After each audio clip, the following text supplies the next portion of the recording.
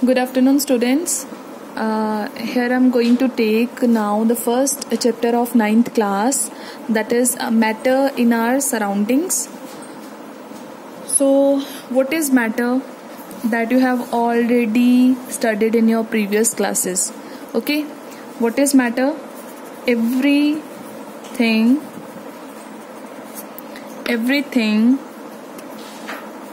around us that is having volume, having mass and occupy space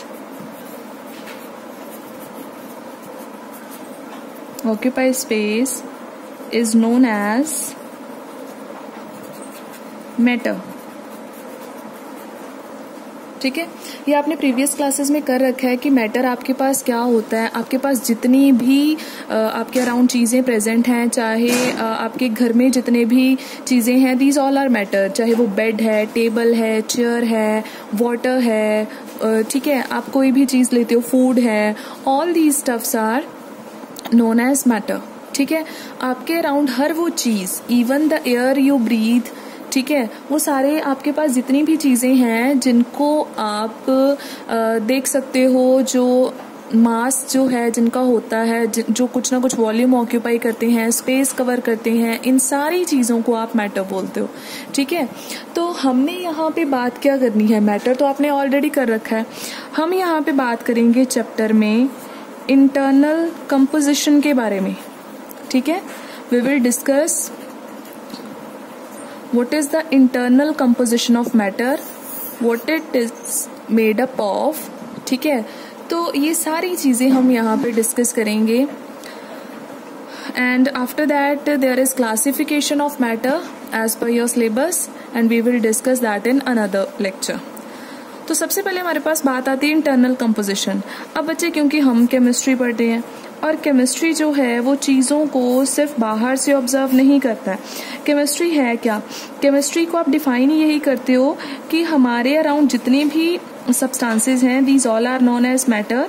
और matter का जो inside structure है, जो इसका इंटरनल स्ट्रक्चर है, वो कैसा है, वो किन चीज़ों से मिलकर बना है, और कौन कौन से लॉज हैं जो यहाँ पे आके एप्लीकेबल होते हैं, कौन कौन से चेंजेस आते हैं, तो ये सारी चीज़ें ही केमिस्ट्री में हम पढ़ते हैं। तो इसका मतलब हमने मैटर हमें ऑलरेडी पता है। इस बार हम करेंगे कि इंटरनली मैटर किन चीज़ों से बना है, या फिर उन चीज़ों के साथ कैसे डील किया जा सकता है, उनकी जो है कैरेक्टरिस्टिक्स क्या होती हैं, दैट्स इट। तो हमारे अराउंड जितने भी सब्सटेंसेस हैं उनको हम बोलते हैं मैटर। अब मैटर किस चीज़ से बनी है, दिस इज द क्वेश्चन। तो आंसर हमारे पास ये है कि पहले कंसिडर किया जाता था कि मैटर जस्ट एक ब्लॉक की तरह है। ठीक है, कोई भी एक पीस है, जैसे हमारे पास टेबल पड़ी है, ठीक है, चेयर है, तो वो सिर्फ एक जैसे ब्लॉक होता है ना वुड का, वैसे है, उसके इंटरनल कुछ नहीं है, वो अपने आप में ही एक बॉक्स लाइक है। ठीक है, इंटरनल उसके कुछ भी नहीं है, तो उसको ऐसे कंसिडर किया जाता था। लेकिन विद टाइम जैसे जैसे फर्दर एडवांसमेंट्स हुई, डिस्कवरीज हुई, देन कंसिडर किया गया कि मैटर जो है इटसेल्फ कुछ पार्टिकल से मिलकर बना हुआ है। ठीक है, कुछ स्मॉल साइज्ड पार्टिकल्स हैं जो मैटर को बनाते हैं। ठीक है, एंड इन्हीं पार्टिकल्स को आप आगे जाके एटम्स या मॉलिक्यूल्स की टर्म में पढ़ोगे। तो मैटर जो है itself it is consist of a number of particles. तो ये हमें चीजें कैसे पता चली? अब मैटर जो है उसको इवन अगर हम बहुत हाई पावर माइक्रोस्कोप के साथ भी देखते हैं, बहुत हाई मैग्निफिकेशन के साथ भी, तब भी हमें विजिबल नहीं होते हैं, क्योंकि ये पार्टिकल जो है इतना, इनका साइज इतना स्मॉल है कि आप इजीली इनको नहीं देख सकते हो। ठीक है, तो हमें फिर कैसे पता चला कि मैटर जो है वो पार्टिकल्स से मिलकर बना है? तो यहाँ पे कुछ हमारे पास एक्टिविटीज हैं जिनके थ्रू हमें आइडिया लग जाता है that matter is made up of particles. तो फर्स्ट हमारे पास एक्टिविटी क्या आती है? फर्स्ट हमारे पास जो टर्म है that is matter is made up of particles. ठीक है, हर मैटर जो है वो कुछ पार्टिकल से मिलकर बनी है, हमें ये चीज कैसे पता चलती है? ठीक है, अब इसकी एग्जांपल के लिए आप क्या करोगे, आपने लिया एक कंटेनर पे वाटर था, ओके, एंड वाटर में आपने क्या किया, शुगर को डिसॉल्व कर दिया, शुगर, सॉल्ट, कोई भी ऐसा सब्सटेंस आपने डिसॉल्व किया। अब देखते हो थोड़ी देर बाद जो आपके पास सॉल्यूशन बनता है जो भी, ठीक है, वो बिल्कुल यूनिफॉर्म होता है, बिल्कुल एक जैसा, उसमें आपको एक भी शुगर का पार्टिकल नहीं दिखेगा। तो इसका मतलब जब हमने शुगर जो है हमने डिसॉल्व करी थी तब तो उसके कुछ पर्टिकुलर क्रिस्टल्स थे, है ना, तो जब उसको डिसॉल्व किया तो वो कहाँ गए, बिल्कुल हमें वो डिसअपियर हो जाते हैं इन वाटर, हमें ऐसे लगता है कि सिंपली वाटर ही है, उसमें कुछ भी डिसॉल्व नहीं है, तो ना ही वॉल्यूम में इतना कुछ खासा चेंज आ रहा है। तो यहाँ से हमें ये आइडिया होता है कि जो शुगर के मॉलिक्यूल्स थे या पार्टिकल्स थे वो कहीं ना कहीं वाटर के पार्टिकल्स के बीच में इधर उधर एडजस्ट हो गए हैं, क्योंकि मैटर ना तो हम क्रिएट कर सकते हैं ना डिस्ट्रॉय कर सकते हैं। इसका मतलब मैटर कहीं खत्म नहीं हुई है, वो वाटर के बीच में ही कहीं एडजस्ट हो चुकी है। तो इसका मतलब अगर तो वो हम जैसे ही शुगर को डिसॉल्व करते अगर तो वो वैसे का वैसे ही रहता, है ना, कोई चेंजेस उसमें नहीं आते, तो हम चलो कह भी देते कि ये देखो भाई मैटर जो है ये शायद ब्लॉक जैसा ही है क्योंकि उसमें कोई चेंज नहीं आया।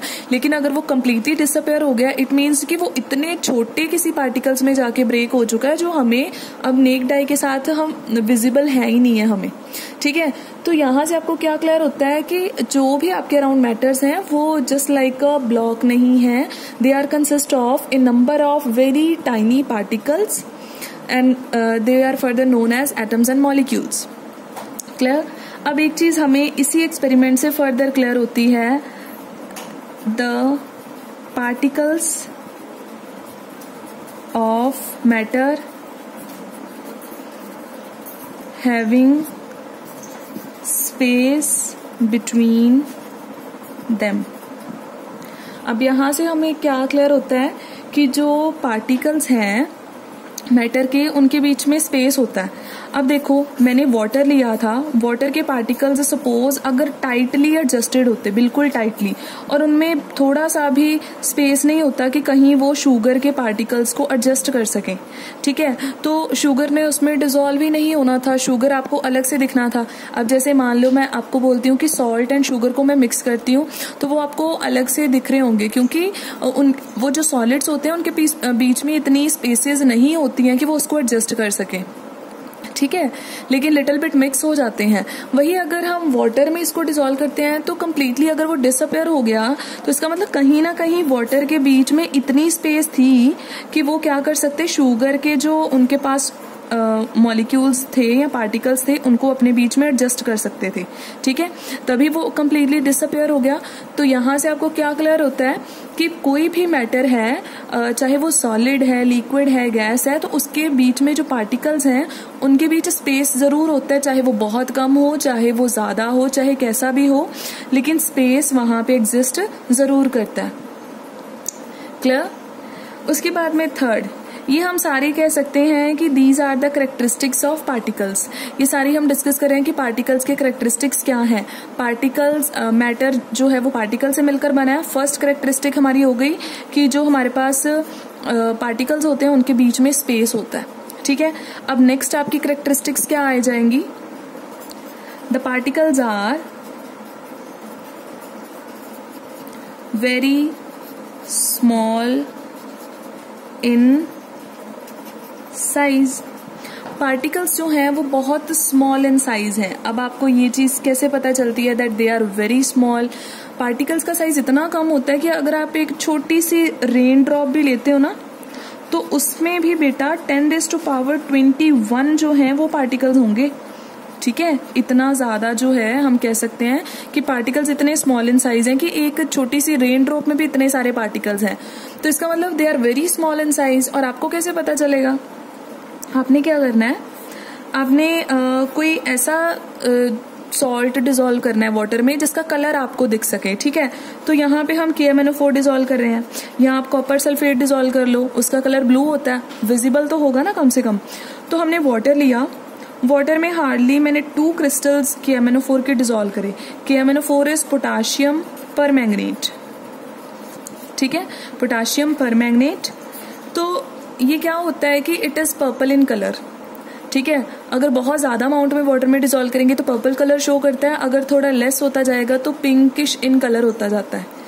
अब हमने क्या किया, जैसे ये सॉल्यूशन बना, इसमें से 1 ml सॉल्यूशन को निकाला और उसमें फर्दर क्या किया, वाटर को ऐड कर दिया, ठीक है। तो जो हमारे पास नया सॉल्यूशन बना, हमने देखा कि उसका कलर पहले से थोड़ा सा फेंट हो चुका है, ठीक है, क्योंकि हमने कितना सारा तो उसमें वाटर ऐड कर दिया तो उसका कलर थोड़ा फेंट हो गया। हमने फर्दर सेम प्रोसेस करा, हमने 1 ml सॉल्यूशन निकाला, उसमें फर्दर क्या ऐड कर दिया, वाटर। जैसे जैसे वाटर ऐड करते जा रहे हैं, हमने एक चीज नोट करी कि अगर स्टार्टिंग में हमारा सॉल्यूशन पर्पल था तो डाइल्यूट होकर वाटर ऐड करने के बाद इन द एंड वो बिल्कुल लाइट पिंक इन कलर हो जाता है, ठीक है। इतना जो है उसका कलर कम हो गया। तो आपको यहाँ से क्या इंडिकेशन मिलता है, आप देख रहे हो कि कलर बिल्कुल डिसअपेयर नहीं होता। बहुत टाइम्स अगर आप डाइल्यूशन कर देते हो फिर जाके आपको लगेगा कि ऑलमोस्ट वाटर ही रह चुका है, कलर कहीं डिसअपेयर हो गया।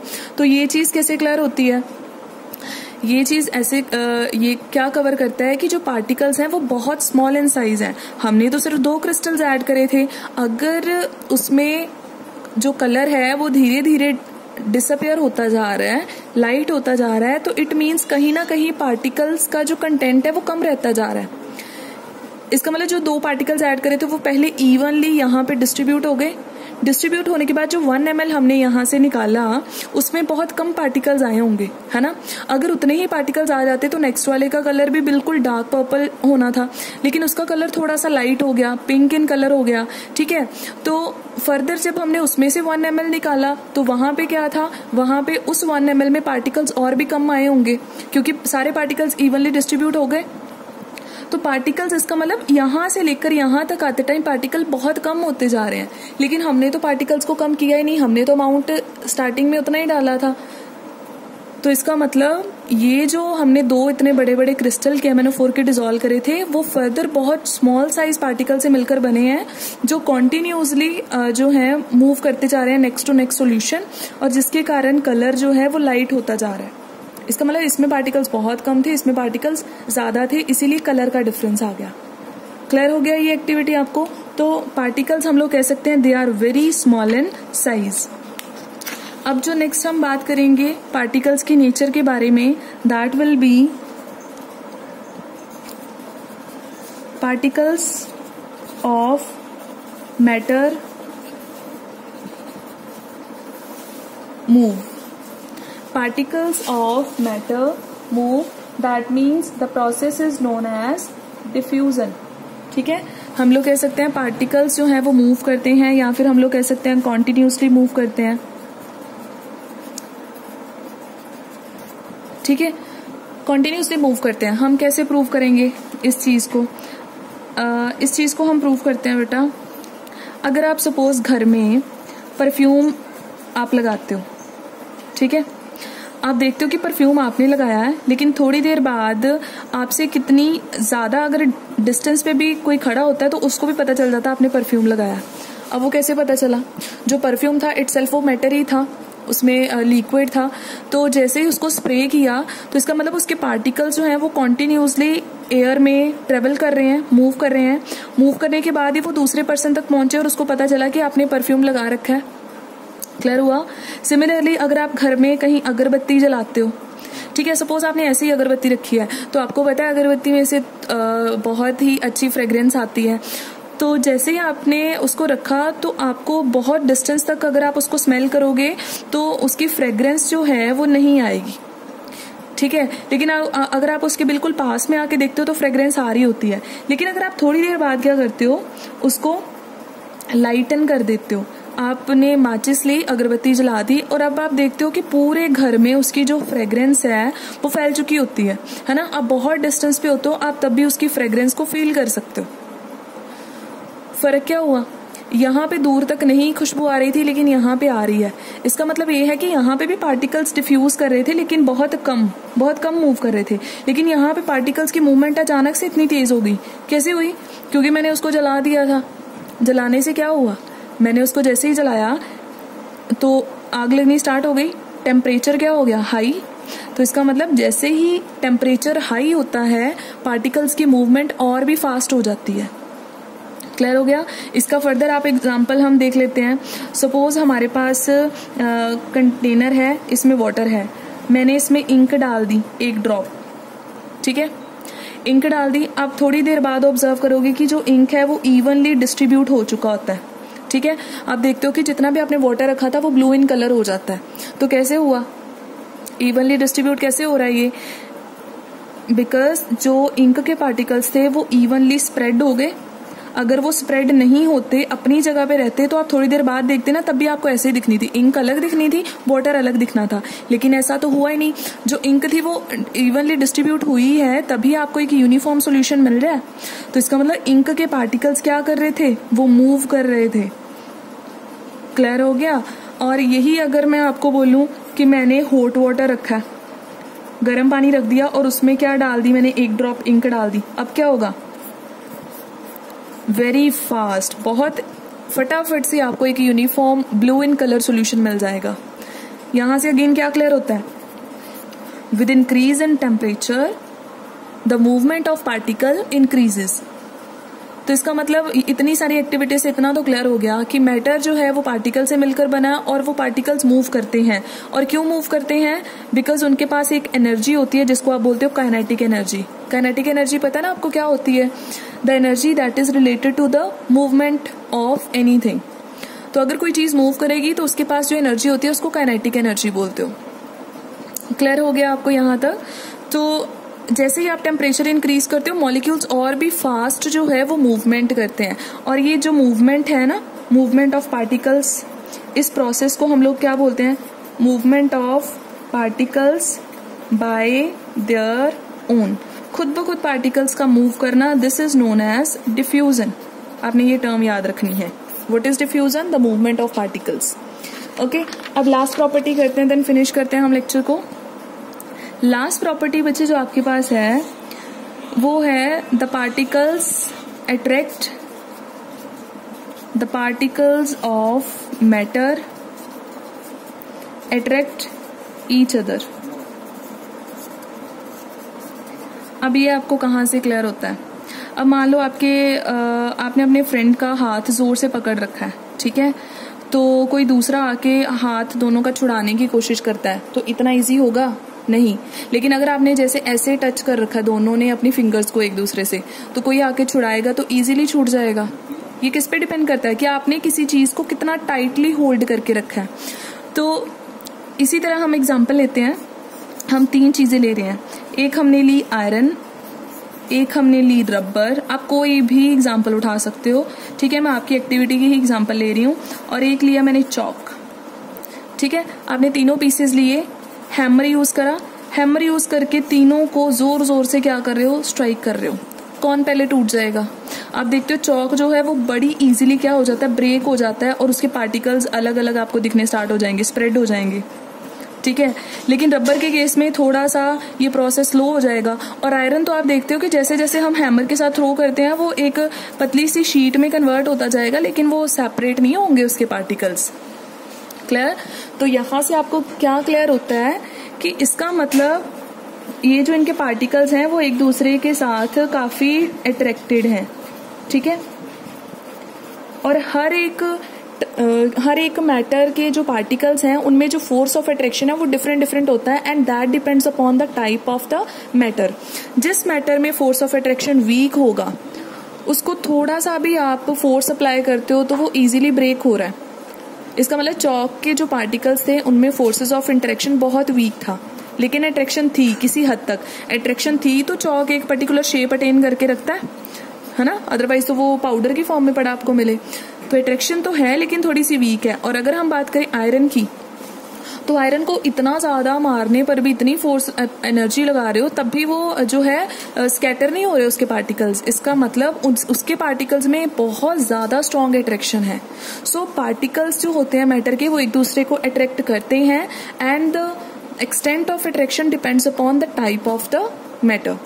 और जो रबर थी वो इन दोनों के इंटरमीडिएट आ जाता है। क्लियर हो गया सबको ये। So this is all about the first topic of your first chapter, and next we will continue with the classification of matter. Bye bye. Thank you.